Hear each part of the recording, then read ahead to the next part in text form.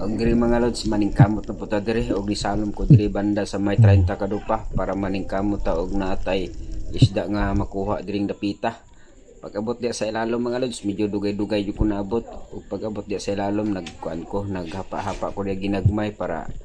nakay na ako nakita nga isda na pwede na tong matira. Og diha mga lods nakakita ko sa unahan og isda tapos ningliko padung sa unahan og pagsiplit na ko diya sa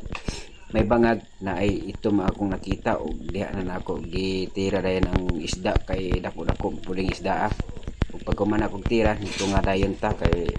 30 ba ni kadupa basig mahot lang taghangin manang dugay ra bata makaabot sa taas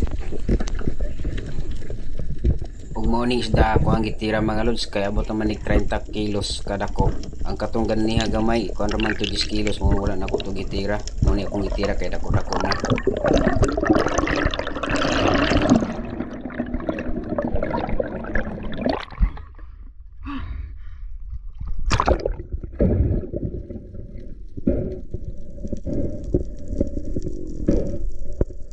Ug pagkakuha aning isda mga lods perting lipayan ako kay first time nako ning nakuha ingon ani kada kong isda